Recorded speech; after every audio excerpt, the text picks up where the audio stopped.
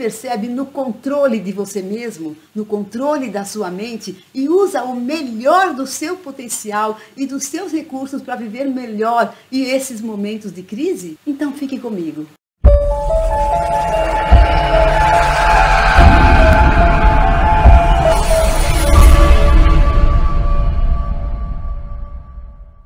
Olá, como vai você? Fico muito feliz que você esteja hoje aqui comigo neste vídeo e agradeço então a sua presença. Este canal fala geralmente sobre relacionamentos afetivos e também falamos sobre autodesenvolvimento, até mesmo porque o autodesenvolvimento é fundamental para relacionamentos mais saudáveis. Por outro lado, estamos num momento hoje muito especial da nossa humanidade. Hoje estou gravando em 22 de março, momento em que a maioria do nosso povo está em casa, recluso, em isolamento social, que foi uma orientação governamental para que as pessoas se protejam do coronavírus. E é uma situação muito difícil e muito delicada para muitas pessoas. A maioria das pessoas vive mais para fora, vive mais para o mundo, vive mais fora de casa. Então esse é um desafio bastante grande para muitas pessoas. E, sendo psiquiatra e psicoterapeuta, eu já tenho recebido aí muitas demandas de pacientes preocupados, ansiosos, sem saberem muito bem como se conduzir nesse momento, alguns com umas tendências de compulsões, até mesmo compulsões alimentares, compulsões de compras. Então, eu vou fazer alguns vídeos nessas próximas semanas, buscando ajudar essas pessoas a conduzirem melhor a sua mente. E quando a gente fala de conduzir a mente, pode parecer uma coisa estranha, mas não é.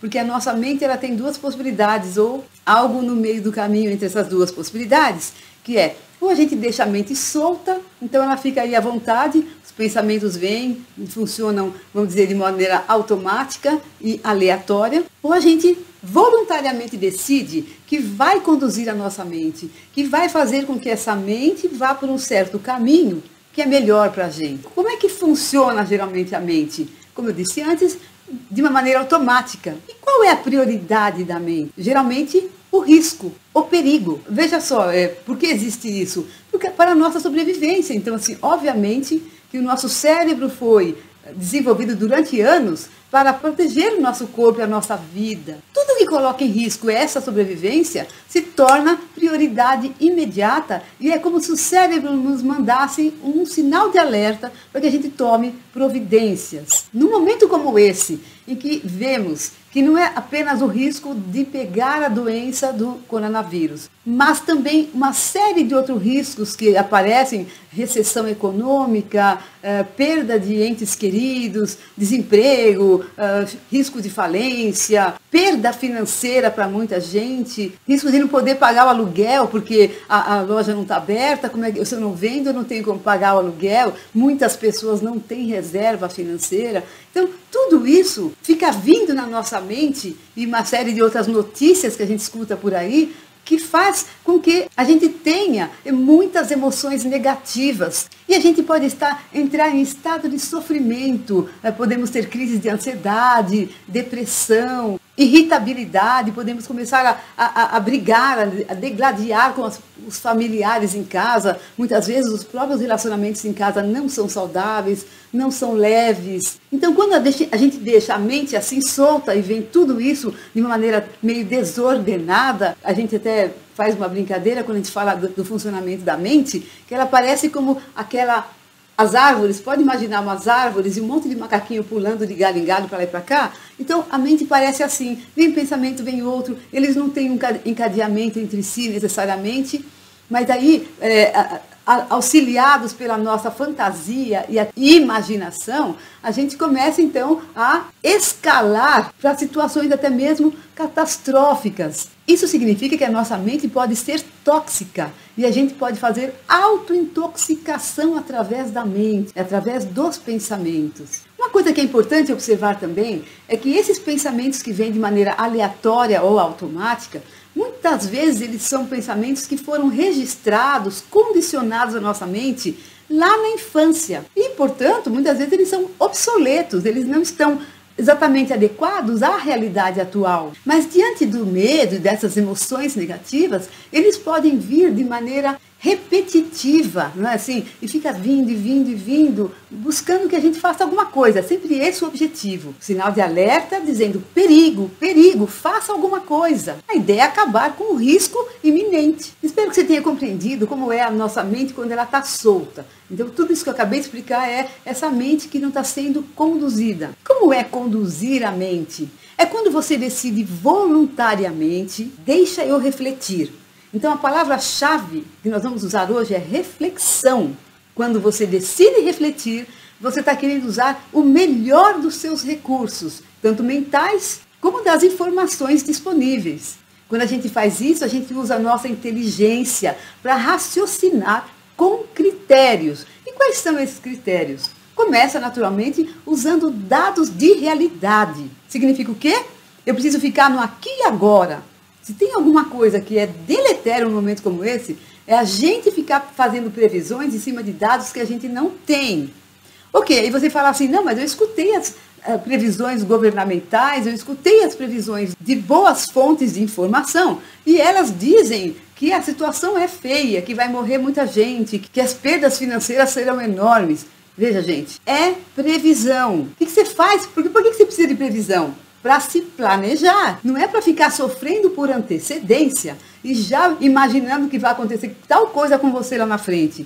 As previsões são sempre uma média e os cientistas fazem previsões, os políticos, os técnicos fazem previsões justamente para buscar atuar em cima daqueles cenários possíveis do futuro, para que não aconteçam, ou para que aconteçam de maneira mais minimizada, ou com menos consequências possíveis. Mesmo as previsões não significam certeza de nada. Agora imagine nós pensando na nossa vida, no que vai acontecer lá na frente. É uma péssima viagem. Então, quando você está muito lá na frente, você está na viagem, você está na fantasia, você está na imaginação, você está no pensamento solto. Então, volto a dizer, conduzir o pensamento é ficar no aqui e agora, exercitar isso todo dia. Nos grupos de mútua ajuda, a gente tem uma frase que diz assim, só por hoje, eu fico no dia de hoje com o problema de hoje para eu resolver. Então, minha pergunta, usando dados de realidade, pode ser para conduzir a minha mente. Por exemplo, assim, ok, eu tenho comida em casa,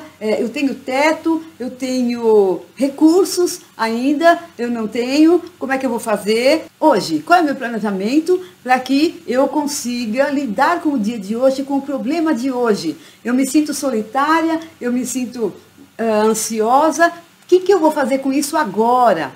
Isso é conduzir a mente. E é óbvio que se eu estou refletindo, se eu realmente coloco a minha consciência para atuar da maneira mais inteligente possível, eu vou buscar os meus recursos de agora, porque eu tenho os elementos para pensar. Eu tenho dados e elementos, eu tenho tudo o que está me acontecendo agora para pensar o que eu posso fazer nesse momento para diminuir meu estado de ansiedade, para diminuir a minha depressão, para diminuir esse mal-estar de hoje. Então, quando a gente reflete, a gente usa uma lógica, vai encadeando ideias, usa o senso crítico equilibrado.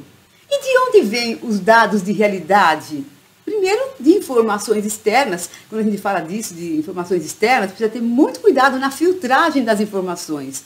Existem fontes confiáveis. E a gente, às vezes, escuta alguma coisa que parece confirmar a nossa crença, então parece uma ideia interessante para a gente, mas nem sempre é uma fonte confiável. Então você recebe pelo WhatsApp uma série de informações, está todo mundo mandando uns para os outros. E a grande pergunta é, quem está falando isso? Quem é essa pessoa? Qual é o currículo dessa pessoa? Então, assim, não é para acreditar só porque, mas eu conheço, eu vi falar, ela parece uma pessoa legal. Não, não é isso, gente. Nesse momento, precisamos de dados os mais objetivos e confiáveis. E quando eu reflito, eu vou também levar em consideração, para atender a minha necessidade nesse momento, os meus valores, os meus objetivos, respeitando toda a minha individualidade. Além disso, quando eu reflito, eu levo em consideração todos os elementos disponíveis, não apenas os elementos negativos, ou não existe um foco tão fechado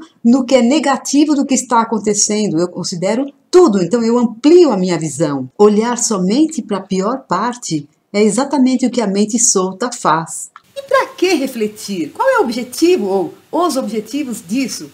Se possível, resolver questões desse momento, tirar conclusões que tornem a minha vida melhor nesse momento, que tornem o meu bem-estar mais perene, que eu não comece a descer uma escalada de estado emocional ou mental de sofrimento atroz. Então, qual é, em resumo, a grande vantagem entre deixar o pensamento solto ou eu conduzir o meu pensamento?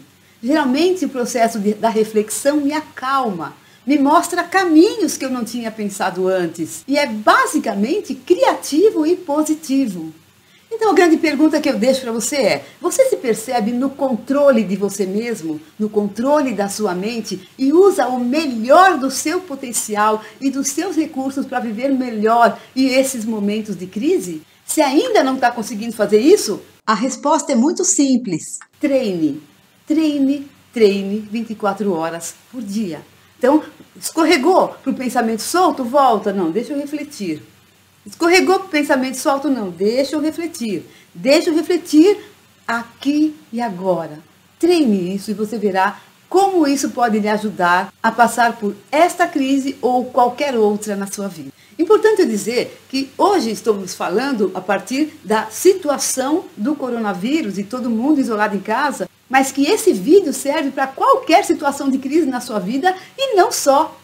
Serve para a sua vida de um modo geral, porque conduzir a nossa mente tem muito a ver com conduzir a nossa vida. Espero aqui ter contribuído um pouco para que você viva esse momento de crise de uma maneira mais suave, de uma maneira menos sofrida possível e, quem sabe, aprendendo muito com esse momento. Porque todas as situações de crise nos apresentam também possibilidades e oportunidades de aprendizados e de desenvolvimento de virtudes importantes. Agradeço então pela sua presença novamente. E se você gostou desse vídeo, peço que você dê o seu like, gentilmente, que compartilhe esse vídeo com pessoas que você já começa a perceber que estão ficando ansiosas, ou preocupadas, ou muito fora do seu controle normal. Peço também que você deixe o seu comentário, vamos conversar através dos comentários. Eu percebo que quando você escreve, você ajuda muitas pessoas que também estão lá tentando entender melhor o que fazer num momento como esse. E se ainda não se inscreveu no canal, aproveite agora e se inscreva, clique no sininho para receber as notificações, que você tenha momentos mais leves possível dentro desse momento difícil que nós estamos vivendo aqui no mundo. Beijos para você, tudo de bom. Até o próximo vídeo.